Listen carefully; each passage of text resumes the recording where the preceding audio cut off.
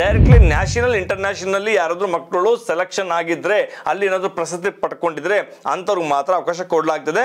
ನಿಮಗೆ government sports department ಇಂದ seal signature ಆಗಿರ್ಬೇಕು, ಅವ್ರು ನಿಮಗೆ ಒಪ್ಪಿಗೆ ಕೊಟ್ಟಿರಬೇಕು, ಅಥಾರಿಟಿ ಕೊಟ್ಟಿರಬೇಕು, ಅಂತವ್ರಿಗೆ ಮಾತ್ರ ಅವಕಾಶ ಇರ್ತದೆ. ಕೆಲವೊಂದು ರೆಜಿಮೆಂಟ್ ಏನ್ ಮಾಡುತ್ತೆ, ಆಲ್ ಇಂಡಿಯಾದಿಂದ ಬರುವಂತ ಮಕ್ಕಳು ಕೂಡ ಅವಕಾಶ ಕೊಡ್ತಾರೆ. ರಿಲೇಷನ್ ಭರ್ತಿ ಮತ್ತು ಸ್ಪೋರ್ಟ್ಸ್.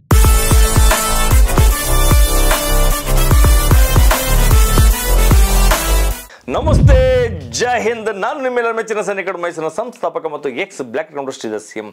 ನಮ್ಮ ಸೈನಿಕ ಮೈಸೂರಿನ ಯೂಟ್ಯೂಬ್ ಚಾನಲ್ ಕೊಡುವಂಥ ವಿಡಿಯೋ ಎಲ್ಲವೂ ಕೂಡ ಎಲ್ಲ ಪೋಷಕರುಗಳಿಗೆ, ಯುವ ಪೀಳಿಗೆ ಬಹಳಷ್ಟು ಅನುಕೂಲ ಆಗುವಂಥ ವಿಡಿಯೋಗಳನ್ನ ಅಪ್ಡೇಟ್ ಮಾಡ್ತಾನೆ ಇದ್ದೀವಿ. ಬಹಳಷ್ಟು ಮಕ್ಕಳಿಗೆ ಇಷ್ಟವಾಗಿರುತ್ತದೆ, ಯಾಕಂದ್ರೆ ಎಲ್ಲ ಲೈಕ್ ಮಾಡ್ತಿದ್ದಾರೆ. ಇಷ್ಟ ಆಗಲಿಲ್ಲ ಡಿಸ್ಲೈಕ್ ಮಾಡ್ತಾ ಇದ್ರು ಅಲ್ವಾ? ಹಾಗಾದ್ರೆ ಇಂಥ ವಿಡಿಯೋಗಳಲ್ಲಿ ಕೊಡುವಂಥ ಮಾಹಿತಿ ಏನಪ್ಪ ವಿಶೇಷ ಅಂತಂದ್ರೆ, ಈ ವಿಡಿಯೋ ರಿಲೇಷನ್ ಭರ್ತಿ ಮತ್ತು ಸ್ಪೋರ್ಟ್ಸ್ ಕೋಟ. ಈಗಾಗಲೇ ವಿಡಿಯೋಗಳನ್ನ ಅಪ್ಲೋಡ್ ಮಾಡಿದ್ದೀನಿ, ಆದರೂ ನಾನು ಇವಾಗ ಕೊಡ್ತಂಥ ವಿಡಿಯೋ ರಿಲೇಷನ್ ಭರ್ತಿ ಮತ್ತೆ ಸ್ಪೋರ್ಟ್ಸ್ ಕೋಟ ಬಗ್ಗೆ ಕೊಡ್ತಾ ಇದ್ದೀನಿ. ಎಷ್ಟೋ ಯುವ ಪೀಳಿಗೆ ಪೋಷಕರುಗಳಿಗೆ ಈ ತರ ಇಂಡಿಯನ್ ಮಿಲಿಟರಿ ಕೊಡುವಂತ ಸ್ಪೋರ್ಟ್ಸ್ ಕೋಟ ಏನು, ರಿಲೇಷನ್ ಭರ್ತಿ ಅಂದ್ರೆ ಏನು, ಇದ್ರ ಬಗ್ಗೆ ಅಷ್ಟೊಂದು ಮಾಹಿತಿ ಗೊತ್ತಿರೋದಿಲ್ಲ. ಗೊತ್ತಿದ್ರು ಕೂಡ ಸರಿಯಾದ ಡೀಟೇಲ್ ಗೊತ್ತಿರೋದಿಲ್ಲ. ಈ ಒಂದು ವಿಡಿಯೋ ನಿಮ್ಗೆ ಇಷ್ಟವಾದಲ್ಲಿ ಲೈಕ್ ಮಾಡಿ, ಇಷ್ಟ ಆಗಿಲ್ಲ ಡಿಸ್ಲೈಕ್ ಮಾಡಿ, ಶೇರ್ ಮಾಡೋದನ್ನ ಮರೆಯಕ್ಕೆ ಹೋಗ್ಬೇಡಿ. ಯಾರು ಸಬ್ಸ್ಕ್ರೈಬ್ ಆಗಿ. ಹಾಗಾದ್ರೆ ಕೊಟ್ಟಂತ ವಿಡಿಯೋ ಒಂದು ರಿಲೇಷನ್ ಭರ್ತಿ, ಸ್ಪೋರ್ಟ್ಸ್ ಕೋಟ, ಇವೆರಡಕ್ಕೂ ಇರುವಂತ ಡಿಫರೆನ್ಸ್ ಏನಂತ ತಿಳಿಸ್ಕೊಳ್ತಾ ಹೋಗ್ತೀನಿ. ಶಾರ್ಟ್ ತಿಳಿಸ್ಕೊಡ್ತೀನಿ. ರಿಲೇಷನ್ ಭರ್ತಿ ಅಂದ್ರೆ ಮಿಲಿಟರಿನಲ್ಲಿ ಬರುವಂತಹ Indian army, Indian air force, Indian navy ಸೇವೆ ಸಲ್ಲಿಸಿರುವಂತಹ ಸೋಲ್ಜರ್ಸ್ ಮಕ್ಕಳಾಗಿರ್ಬೋದು, ಅವರ ಸಹೋದರ ಸಹೋದರಿಗಳಾಗಿರ್ಬೋದು, ರಿಟೈರ್ಡ್ ಆಗಿ ನಿವೃತ್ತರಾಗಿರುವಂತಹ ಮಕ್ಕಳಿಗೆ ಅವಕಾಶ ಕೊಡಲಾಗ್ತದೆ. UHQ under head quarter through ಅವರು ಈ ಒಂದು ರ್ಯಾಲಿ ಅಥವಾ ಎಕ್ಸಾಮ್ ಕಂಡಕ್ಟ್ ಮಾಡ್ತಾರೆ. ARO through army recruiting office through ನಡೆಸುವಂತ ಅಥವಾ ZRO ಥ್ರೂ ನಡೆಸುವಂತ ಯಾವುದೇ ರೀತಿ ಈ ರ್ಯಾಲಿ ಅಲ್ಲ. ಇದು ಅದು ಸಪರೇಟ್ ವರ್ಷಕ್ಕೆ ಒಂದ್ಸಲ ನಡೆಸ್ಕೊಡ್ತಾರೆ. ಇದು UHQ ಥ್ರೂ ಅವ್ರ ರೆಜಿಮೆಂಟ್ಗೆ ನೀಡ್ಫುಲ್ ಯಾವ ತರ ಅವಶ್ಯಕತೆ ಇರ್ತದೆ ಆ ತರ ಅವರು ನಡೆಸ್ಕೊಡ್ತಾರೆ. ಅದರಲ್ಲಿ ಕೆಲವು ರೆಜಿಮೆಂಟ್ ಅಲ್ಲೇ ಸೇವೆ ಸಲ್ಲಿಸಿರುವಂತಹ ಸೈನಿಕರ ಮಕ್ಕಳು ಅಥವಾ ರೆಜಿಮೆಂಟ್ ಅಲ್ಲೇ ಸೇವೆ ಸಲ್ಲಿಸಿರುವಂತಹ ಸೈನಿಕರ ಮಕ್ಕಳು, ನಿವೃತ್ತರಾಗಿರುವಂತಹ ಸೈನಿಕರ ಮಕ್ಕಳು, ಈ ತರ ಅಂತವ್ರಿಗೆ ಅವಕಾಶ ಕೊಡ್ತಾರೆ. ಕೆಲವೊಂದ್ಸರಿ ಕೆಲವೊಂದು ರೆಜಿಮೆಂಟ್ ಏನ್ ಮಾಡುತ್ತೆ, ಆಲ್ ಇಂಡಿಯಾದಿಂದ ಬರುವಂತ ಮಕ್ಕಳು ಕೂಡ ಅವಕಾಶ ಕೊಡ್ತಾರೆ. ಇದು ನಿವೃತ್ತ ಯೋಧರ ಅಥವಾ ಹಾಲಿ ಯೋಧರ ಮಕ್ಕಳು ಅಥವಾ ಅವರ ಸಹೋದರ ಸಹೋದರಿ ಕೊಡುವಂತ ಸೌಲಭ್ಯವಾಗಿರ್ತದೆ. ಇದಕ್ಕೆ ರಿಲೇಷನ್ ಭರ್ತಿ ಅಂತ ಹೇಳ್ತಾರೆ. ರಿಲೇಷನ್ ಭರ್ತಿ ಬಗ್ಗೆ ನಿಮಗೆ ಸಂಪೂರ್ಣವಾಗಿ ಅರ್ಥ ಆಗಿತ್ತು ಅಂತ ತಿಳ್ಕೊಂಡಿರ್ತೀನಿ. ಅರ್ಥ ಆಗಿಲ್ಲ ನನ್ನ ನಂಬರ್ ಕಾಂಟ್ಯಾಕ್ಟ್ ಮಾಡಿ ಖಂಡಿತ ಇನ್ನಷ್ಟು ಹೇಳ್ತೀನಿ. ಮತ್ತೊಂದು ಅಂದ್ರೆ ಸ್ಪೋರ್ಟ್ಸ್ ಕೋಟ ಅಂತಂದ್ರೆ ರೆಜಿಮೆಂಟ್ ಅಲ್ಲಿ ಅವ್ರ ರೆಜಿಮೆಂಟ್ಗೆ ಯಾವ ತರ ಅವಶ್ಯಕತೆ ಇರ್ತದೆ ಆ ತರ ಆ ಮಕ್ಕಳುಗಳಿಗೆ ಈ ಸೆಲೆಕ್ಷನ್ ಅಲ್ಲಿ ಕರ್ಸ್ಕೊಳ್ತಾರೆ. ಯಾವ ತರ ಬಂದ್ರೆ MEG ಅನೌನ್ಸ್ ಮಾಡಿದ್ದಾರೆ, ನಮ್ಗೆ ಬಾಕ್ಸರ್ ಬೇಕು, ಸ್ವಿಮ್ಮರ್ ಬೇಕು, ಸೇಲರ್ಸ್ ಬೇಕು ಅಥವಾ ಅಥ್ಲೆಟ್ ಪ್ಲೇಯರ್ ಬೇಕು ಅಂತ ಕೇಳ್ಕೊಂಡಿದ್ದಾರೆ. ಅದು ರೆಜಿಮೆಂಟ್ಗೆ ಯಾವ ತರ ಅವಶ್ಯಕತೆ ಇರ್ತದೆ ಆ ತರ ತಗೊಂಡ್ರೆ, ಆ ರೆಜಿಮೆಂಟ್ ಅಲ್ಲೂ ಕೂಡ ನಡೆಯುವಂತ ಕಾಂಪಿಟೇಷನ್ ನಲ್ಲಿ ಆ ರೆಜಿಮೆಂಟ್ ನಲ್ಲಿ ಪಳಗಿಸಿರುವಂತ ಮಕ್ಕಳು ಸ್ಟೇಟ್, ನ್ಯಾಷನಲ್, ಇಂಟರ್ನ್ಯಾಷನಲ್ ಮಕ್ಕಳು ಪದಕ ತರಲಿ ಅನ್ನೋ ಉದ್ದೇಶದಿಂದ ಅವ್ರಿಗೆ ಯಾವ ತರ ಅವಶ್ಯಕತೆ ಆಗ್ತದನ್ನ ಆ ಸ್ಪೋರ್ಟ್ಸ್ ಅಲ್ಲಿ ಪಳಗಿರುವಂತ ಮಕ್ಕಳು ತಗೊಂತಾರೆ. ಆದ್ರೆ ಹಾಗೆ ಕೇವಲ 2 ವರ್ಷ ಒಳಗಡೆ ಇರುವಂತ ಸ್ಪೋರ್ಟ್ಸ್ ಮೆನ್ಗಳಾಗಿರ್ಬೇಕು, ಅದು ಕೂಡ district, state, national, international level ಅಲ್ಲಿ ಅಕಸ್ಮಾತ್ ಪದಕ ತಗೊಂಡಿದ್ರೆ, ಪ್ರಶಸ್ತಿ ತಗೊಂಡಿದ್ರೆ, ಫಸ್ಟ್ ಅಂಡ್ ಸೆಕೆಂಡ್ ತಗೊಂಡಿದ್ರೆ ಅಂತ ಮಕ್ಕಳು ಮಾತ್ರ ಅವಕಾಶ ಕೊಡ್ತಾರೆ. ಸರ್ 3-4 ವರ್ಷ ಮುಂಚೆ ನಾನು ಸ್ಟೇಟ್ ಲೆವೆಲ್ ತಗೊಂಡಿದ್ದೀನಿ ಸರ್, ತಗೊಳ್ಳಲ್ಲ. ಕೇವಲ 2 ವರ್ಷ ಒಳಗಡೆ ಇರುವಂತ ಅದು ವ್ಯಾಲಿಡ್. ನಿಮಗೆ ಗವರ್ನಮೆಂಟ್ ಸ್ಪೋರ್ಟ್ಸ್ ಡಿಪಾರ್ಟ್ಮೆಂಟ್ ಇಂದ ಸೀಲ್ ಸಿಗ್ನೇಚರ್ ಆಗಿರ್ಬೇಕು, ಅವ್ರು ನಿಮಗೆ ಒಪ್ಪಿಗೆ ಕೊಟ್ಟಿರಬೇಕು, ಅಥಾರಿಟಿ ಕೊಟ್ಟಿರಬೇಕು, ಅಂತವ್ರಿಗೆ ಮಾತ್ರ ಅವಕಾಶ ಇರ್ತದೆ.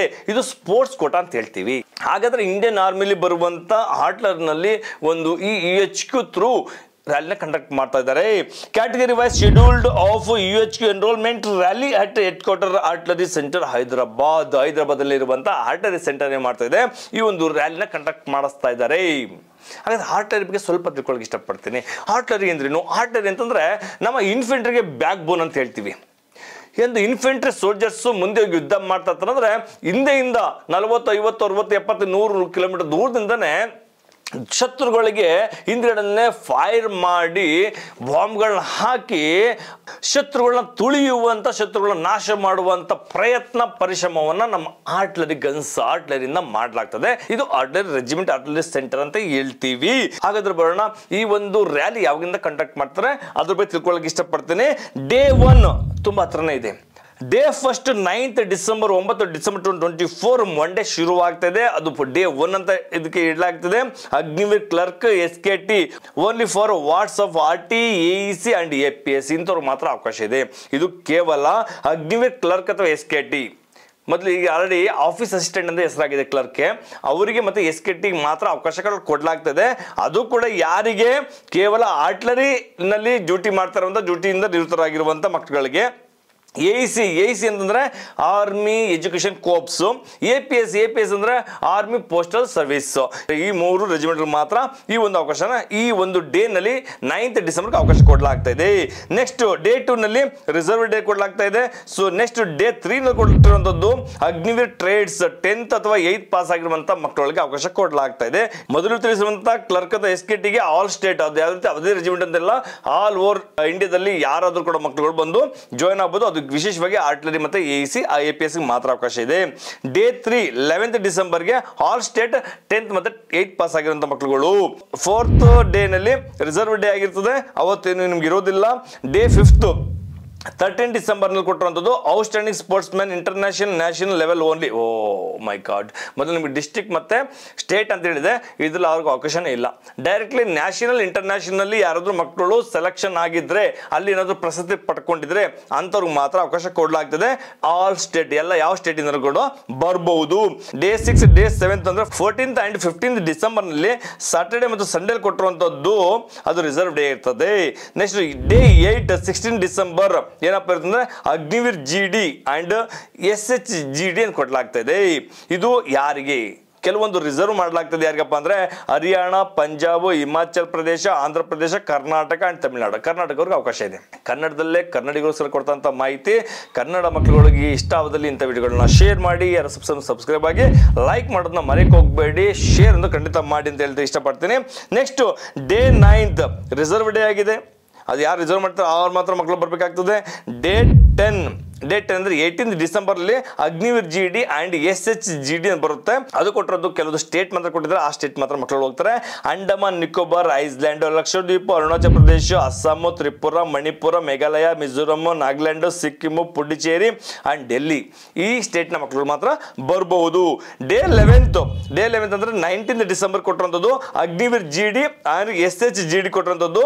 ಅದು ಯಾವ ಸ್ಟೇಟ್ ಅಪ್ಪ ಅಂದ್ರೆ Rajasthan, Kerala, Goa, Gujarat, West Bengal, Chandigarh and Telangana state. ಈ ಸ್ಟೇಟ್ನ ಮಕ್ಕಳು ಈ ಒಂದು 19 ಡಿಸೆಂಬರ್ಗೆ ಬಂದು ಭಾಗವಹಿಸಬಹುದು. ಡೇ 11th ಅಂತ ಹೇಳಲಾಗ್ತದೆ. ಡೇ 12th ಅಂದ್ರೆ ರಿಸರ್ವ್ ಡೇ. ಅವ್ರೇನು ರಿಸರ್ವ್ ಮಾಡ್ಕೊಂಡಿರ್ತಾರೆ, ಇಷ್ಟು ಯಾವ ಅವರಿಗೆ ಮಕ್ಕಳಿಗೆ ಅಂತೇಳಿ ರಿಸರ್ವ್ ಮಾಡ್ಕೊಂತಾರೆ ಅಂಥವ್ರು ಮಾತ್ರ ಅವಕಾಶ ಇರ್ತದೆ.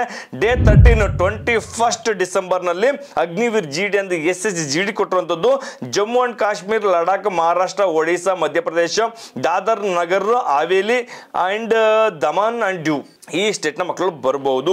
ಡೇ 14th ರಿಸರ್ವ್ ಡೇ ಆಗಿರ್ತದೆ. ಅದು ಅವ್ರ ರೆಜಿಮೆಂಟ್ ರಿಸರ್ವ್ ಮಾಡ್ಕೊಂಡಿರುವಂತದ್ದು ಅಂದ್ರೆ ಆರ್ಟಿಲರಿ ಮಾಡ್ಕೊಂಡಿರುವಂತದ್ದು. ಡೇ 15th 23 ಡಿಸೆಂಬರ್ ನಲ್ಲಿ ಅಗ್ನಿವೀರ್ GD ಅಂಡ್ SHGD ಗೆ ಉತ್ತರ ಪ್ರದೇಶ ಮಾತ್ರ ಅವಕಾಶ ಇದೆ, ಕೇವಲ ಉತ್ತರ ಪ್ರದೇಶ. ಅದು ಕೂಡ 23rd ಡಿಸೆಂಬರ್ ಮಾತ್ರ ಅವಕಾಶ ಇದೆ. Day 16th and 17th 24th December 25th December ನಲ್ಲಿ reserve day, close all day, reserve day ಮತ್ತೆ ಕ್ಲೋಸರ್ ಆಲ್ ಡೇ ಮಾಡಲಾಗ್ತಿದೆ. ಅವತ್ತು ಯಾವುದೇ ರೀತಿ ನಿಮಗೆ ಅವಕಾಶಗಳು ಇರುವುದಿಲ್ಲ. ಡೇ 18 26 ಡಿಸೆಂಬರ್ ನಲ್ಲಿ ಕೊಟ್ಟಿರುವಂತದ್ದು ಅಗ್ನಿವೀರ್ GD ಅಂದ್ರೆ SHGD ಗೆ ಬಿಹಾರ, ಛತ್ತೀಸ್ಗಢ, ಜಾರ್ಖಂಡ್, ಉತ್ತರಾಖಂಡ್ ಸ್ಟೇಟ್ ವೈಸ್ ನೋಡಿದ್ರೆ ಎಲ್ಲಾ ಸ್ಟೇಟ್ಗೂ ಅವಕಾಶ ಕೊಟ್ಬಿಟ್ಟಿದ್ದಾರೆ. ಆಲ್ಮೋಸ್ಟ್ ಕೆಲವೊಂದು ಮಾತ್ರ ನಿಮಗೆ 6 ಸ್ಟೇಟ್ ಒಟ್ಟಿಗೆ ಕೊಟ್ಬಿಟ್ಟಿದ್ದಾರೆ. 18 ಡೇ ಏನಿದೆ 26 ಡಿಸೆಂಬರ್ ಅಲ್ಲಿ ಈ ಒಂದು 4 ರಾಜ್ಯಗಳಿಗೆ ಅವಕಾಶ ಕೊಡಲಾಗ್ತಾ ಇದೆ. ಡೇ 19 ರಿಸರ್ವ್ ಡೇ ಆಗಿದೆ. ಈ ಟೋಟಲ್ ಕೊಟ್ಟಿರೋ 19 ಡೇಸ್ ನಲ್ಲಿ 19 ದಿನಗಳಲ್ಲಿ ಸೊ ಈ ಎಲ್ಲಾ ರೀತಿಯ ರ್ಯಾಲಿನ ಕಂಡಕ್ಟ್ ಮಾಡ್ತಾ ಇದ್ದಾರೆ. ನೋಟ್ಸ್ ಅಲ್ಲಿ ಹೇಳಲಾಗಿದೆ aptitude test of musician and chef for all States 4th December 2024 tentative if vacancy alerted instructor from regiment ಇಂದ ಅದನ್ನ ಅನೌನ್ಸ್ ಮಾಡಲಾಗ್ತದೆ. 4th ಡಿಸೆಂಬರ್ಗೆ ಮ್ಯೂಸಿಷಿಯನ್ ಮತ್ತೆ ಚೆಫ್ ಅವರಿಗೆ ಒಂದು ಟೆಸ್ಟ್ ಅನ್ನು ಕಂಡಕ್ಟ್ ಮಾಡ್ತಾರೆ, ಅದು ಇನ್ಸ್ಟ್ರಕ್ಟರ್ ಬಂದು ಚೆಕ್ ಮಾಡ್ಕೊಳ್ತಾರೆ ಅಂತ ಹೇಳಲಾಗಿದೆ.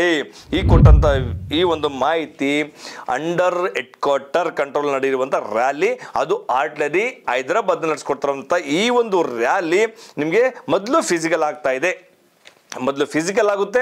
ಫಿಸಿಕಲಿ ಕ್ವಾಲಿಫೈ ಆಗಿರುವಂಥ ಮಕ್ಕಳಿಗೆ ನೆಕ್ಸ್ಟ್ ಅವರೇ ಆರ್ಟಿಲರಿಯಿಂದ ಅಥವಾ ಅವರ ಏರೋದಿಂದ ಒಂದು ರಿಟರ್ನ್ ಎಕ್ಸಾಮ್ನ ಕಂಡಕ್ಟ್ ಮಾಡ್ತಾರೆ. ರಿಟರ್ನ್ ಎಕ್ಸಾಮಲ್ಲಿ ಕ್ಲಿಯರ್ ಆದ ನಂತರ ನೆಕ್ಸ್ಟ್ ಮೆಡಿಕಲ್ ಮತ್ತು ಅವ್ರಿಗೆ ಬೇಕಂದ್ರೆ ಡಾಕ್ಯುಮೆಂಟೇಶನ್ ಕ್ಲಿಯರ್ ಮಾಡಿಕೊಂಡು ನೆಕ್ಸ್ಟ್ ನೀವು ಸೆಲೆಕ್ಷನ್ ಆಗಿದ್ರೆ ಮಾತ್ರ ನಿಮಗೆ ಫೋನ್ ಮಾಡಿ ಅಥವಾ ನಿಮಗೆ ಕಾಲ್ ಅಪ್ ಲೆಟರ್ ಕಳಿಸ್ಕೊಡ್ತಾರೆ, ನೀವು ಡ್ಯೂಟಿಗೆ ಹೋಗ್ಬೋದು. ಈ ಒಂದು ಕೊಟ್ಟಂಥ ಮಾಹಿತಿ ರಿಲೇಷನ್ ಭರ್ತಿ ಮತ್ತು ಸ್ಪೋರ್ಟ್ಸ್ ಕೊಟ್ಟ ಬಗ್ಗೆ ಮಾಹಿತಿ ಕೊಡಲಾಗಿದೆ. ಯಾರಾದ್ರೂ ಮಕ್ಕಳು ರಿಲೇಷನ್ ಭರ್ತಿಲಿ ಆಸೆ ಇದ್ರೆ, ನಮ್ಮ ತಂದೆ ಮರಾಠ ಇದ್ರು ಸರ್, ನನ್ನ ತಂದೆ MEG ಇದ್ರು ಸರ್, ನನ್ನ ತಂದೆ ರಾಜ್ಪುತ್ ಇದ್ರು ಸರ್, ಎಲ್ಲಿಂದ ಇರಲಿ, ಆದರೆ ಈ ಡೇಟ್ ನಲ್ಲಿ ನೀವು ಹೋಗಿ ನೀವು ಕೂಡ ತಯಾರಿ ಮಾಡ್ಕೊಬಹುದು. ಅದರ ಎಲಿಜಿಬಿಲಿಟಿ ಕ್ರೈಟೇರಿಯಾ ಏನಿರ್ತದೆ ಅಂತ ಹೇಳಲಿಕ್ಕೆ ಇಷ್ಟಪಡ್ತೀನಿ. ಎಲಿಜಿಬಿಲಿಟಿ ಕ್ರೈಟೇರಿಯಾ ಸೇಮ್ ಅಗ್ನಿವೀರ್ಗೆ ಅದೇ ಇರ್ತದೆ. 21 ವರ್ಷ ಒಳಗಡೆ ಇರಬೇಕು, 21 ವರ್ಷ ದಾಟಿದ್ರೆ ನಿಮ್ಗೆ ಅವಕಾಶ ಇರುವುದಿಲ್ಲ. ಹೈಟ್, ವೇಟ್, ಚೆಸ್ಟ್ ಇದಂತ ಕಾಮನ್ ಆಗಿ ಎಲ್ಲರಿಗೂ ಸೇಮ್ ಇರ್ತದೆ. ಎಲಿಜಿಬಿಲಿಟಿ ಕ್ರೈಟೀರಿಯಾ ಸೇಮ್ ಇರ್ತದೆ, ಏನು ವ್ಯತ್ಯಾಸ ಇಲ್ಲ. 10th ಪಾಸ್ ಆಗಿರಬೇಕು, 45% ಇರಲೇಬೇಕು ಮಿನಿಮಮ್. ಸ್ಕೋರ್ ಕಡಿಮೆ ಇದ್ರೆ ತಗೊಳ್ಳೋದಿಲ್ಲ. PUC ಪಾಸ್ ಆಗಿದೆ, 12th ಪಾಸ್ ಆಗಿದ್ರೆ ನೀವು ಕಾಮರ್ಸ್ ಅಥವಾ ಸೈನ್ಸ್ ಆಗಿದ್ರೆ ನೀವು ಕ್ಲರ್ಕ್ ಅಥವಾ SKT ಕೂಡ ತಯಾರಿ ಮಾಡಬಹುದು, ಟ್ರೈ ಮಾಡಬಹುದು. ಎಲಿಜಿಬಿಲಿಟಿ ಕ್ರೈಟೀರಿಯಾದಲ್ಲಿ ಯಾವುದೇ ರೀತಿ ವ್ಯತ್ಯಾಸ ಇರುವುದಿಲ್ಲ. ಸೌತ್ ಇಂಡಿಯಾಗೆ ಏನಿದೆ 166 ಸೆಂಟಿಮೀಟರ್ ಅಷ್ಟು ಇರಲೇಬೇಕು. ಇನ್ನು ನಾರ್ತ್ ಇಂಡಿಯಾ ಅಥವಾ ಈಸ್ಟ್ ವೆಸ್ಟ್ ಇಂಡಿಯಾಗೆ ಅವ್ರಿಗೇನಿದೆ ಅಷ್ಟೇ ಹೈಟ್ ಇರಬೇಕಾಗ್ತದೆ, ಅಷ್ಟೇ ಚೆಸ್ಟ್ ಅಥವಾ ಅಷ್ಟೇ ವೆಯ್ಟ್ ಇರಬೇಕಾಗ್ತದೆ. ಇದ್ರಲ್ಲಿ ಯಾವುದೇ ರೀತಿ ವ್ಯತ್ಯಾಸ ಇರೋದಿಲ್ಲ. ಹಾಗಾದ್ರೆ ಸರ್ ಇದು ಆನ್ಲೈನ್ ಅಪ್ಲಿಕೇಶನ್, ಆಫ್ಲೈನ್ ಅಪ್ಲಿಕೇಶನ್? ಇದು ಆನ್ಲೈನ್ ಅಪ್ಲಿಕೇಶನ್ ಅಲ್ಲ, ಡೈರೆಕ್ಟ್ಲಿ ಅವ್ರು ರಿಕ್ವೈರ್ಡ್ ಡಾಕ್ಯುಮೆಂಟ್ಸ್ ಇದೆ, ಡಾಕ್ಯುಮೆಂಟ್ಸ್ ತಗೊಂಡು ನೀವು ತೋರಿಸಬೇಕು. ರಿಲೇಷನ್ ಬರ್ತಿ ಅಂತಂದ್ರೆ ನಿಮ್ಮ ತಂದೆ ತಾಯಿ ಅಥವಾ ನಿಮ್ಮ ಸಹೋದರಿಯರ ರಿಲೇಷನ್ ಸರ್ಟಿಫಿಕೇಟ್ ಬರುತ್ತೆ, ಅದು ನಿಮ್ಮ ರೆಜಿಮೆಂಟ್ ಕೊಟ್ಟಿರ್ತದೆ. ಆ ರಿಲೇಷನ್ ಸರ್ಟಿಫಿಕೇಟ್ ಒರಿಜಿನಲ್ ತಗೊಂಡೋಗ್ಬೇಕು, ಒರಿಜಿನಲ್ ಆಧಾರ್ ಕಾರ್ಡ್ ತಗೊಂಡೋಗ್ಬೇಕು, caste, income, domicile certificate, passport size photo, ಇಷ್ಟು ಡಾಕ್ಯುಮೆಂಟ್ಸ್ ಕಂಪ್ಲೀಟ್ ಆಗಿ ನೀವು ತಗೊಂಡೋಗ್ಲೇಬೇಕು. ಇಂಪಾರ್ಟೆಂಟ್ ತಗೊಂಡೋಗ್ಲೇಬೇಕು. ಮಾರ್ಕ್ಸ್ ಕಾರ್ಡ್ ತಗೊಂಡೋಗ್ಲೇಬೇಕಾಗ್ತದೆ. ಇಷ್ಟು ಡಾಕ್ಯುಮೆಂಟ್ಸ್ ತೊಗೊಂಡೋಗ್ಬೇಕು. ಇನ್ನು ಸ್ಪೋರ್ಟ್ಸ್ಗೆ ಹೇಳಿದೆಲ್ಲ ಡಾಕ್ಯುಮೆಂಟ್ಸ್ ತೊಗೊಂಡೋಗ್ಬೇಕು. ಸ್ಪೋರ್ಟ್ಸಲ್ಲಿ ಜಸ್ಟ್ ರಿಲೇಷನ್ ಸರ್ಟಿಫಿಕೇಟ್ ಇದೆಯಲ್ಲ ಅದು ಕ್ಯಾನ್ಸಲ್ ಆಗುತ್ತೆ ನಿಮಗೆ. ಸ್ಪೋರ್ಟ್ಸ್ ಅಥಾರಿಟಿ ಡಿಪಾರ್ಟ್ಮೆಂಟ್ ಕೊಟ್ಟಿರುವಂಥ ಆ ಸ್ಪೋರ್ಟ್ಸ್ ಸರ್ಟಿಫಿಕೇಟ್ ತೊಗೊಂಡೋಗ್ಬೇಕಾಗುತ್ತೆ. ಉಳಿದೆಲ್ಲ ಡಾಕ್ಯುಮೆಂಟ್ಸ್ ನಾನು ಮುಂಚಿತವಾಗಿ ಹೇಳಿದಂಥ ಎಲ್ಲ ಡಾಕ್ಯುಮೆಂಟ್ಸ್ ತೊಗೊಳ್ಬೇಕಾಗ್ತದೆ. ಇವತ್ತು ಕೊಟ್ಟಂಥ ಮಾಹಿತಿ ನಿಮಗೆಲ್ಲರೂ ಕೂಡ ಅನುಕೂಲ ಆಗಿರ್ತದೆ. ಸೊ ವಿಡಿಯೋ ಸ್ವಲ್ಪ ಲೆಂತ್ ಆಗಿದ್ರು ಕೂಡ ನಿಮಗೆ ಮಾಹಿತಿ ಸಂಪೂರ್ಣವಾಗಿ ಕೊಟ್ಟಿದ್ದೀನಿ. ಈ ವಿಡಿಯೋ ನಿಮಗೆಲ್ಲ ಇಷ್ಟವಾದಲ್ಲಿ ಶೇರ್ ಮಾಡಿ, ಲೈಕ್ ಮಾಡಿ, ಕಮೆಂಟ್ಸ್ ಮಾಡಿ. ನಮ್ಮ ಸಮಯದ ಖಂಡಿತ ನಿಮಗೆ ರಿಪ್ಲೈ ಕೊಡ್ತೀವಿ. ಜೊತೆಗೆ ಸಬ್ಸ್ಕ್ರೈಬ್ ಆಗಿ. Thank you. ನಮಸ್ತೆ. ಜೈ ಹಿಂದ್.